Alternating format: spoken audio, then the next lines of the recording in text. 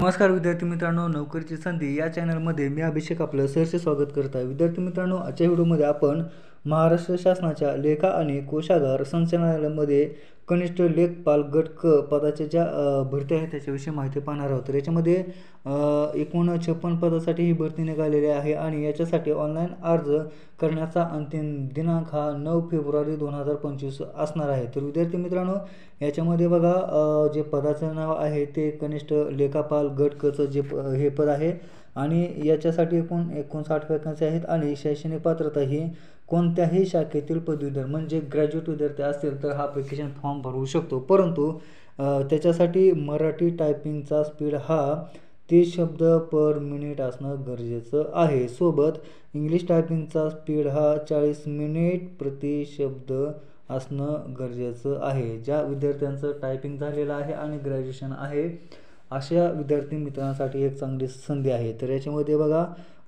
जे वयाची लिमिट आहे ते 9 फेब्रुवारी 2025 रोजी 19 ते 38 वर्षाच्या दरम्यान वय असणं गरजेचं आहे। सोबत कॅटेगरीतील जे उमेदवार आहेत त्यांना 5 वर्षाची सवलत देण्यात आलेली आहे।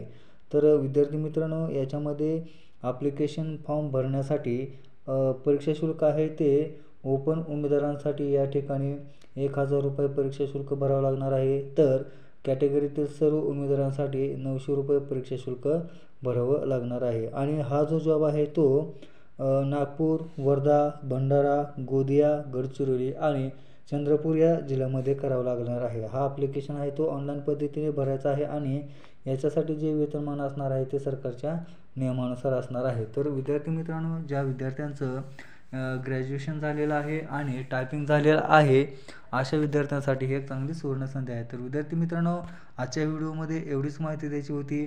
आपल्याला व्हिडिओ कसा वाटला हे आपल्या कमेंट बॉक्समध्ये नक्की कळवा। सोबत आपला चॅनल सबस्क्राईब करा। आपला चॅनल आपल्या जास्तीत जास्त मित्रांपर्यंत शेअर करा, जेणेकरून त्यांना अशाच प्रकारचे रोजगाराचे नवनवीन अपडेट रोजच्या रोज भेटत राहतील। सोबत आपल्याला स्पर्धा परीक्षेविषयी मनामध्ये काही प्रश्न असल्यास ते प्रश्न आपण आपल्या कमेंट बॉक्समध्ये नक्की टाईप करून पाठवू शकता। तर विद्यार्थी मित्रांनो, भेटूया अशाच प्रकारच्या पुढील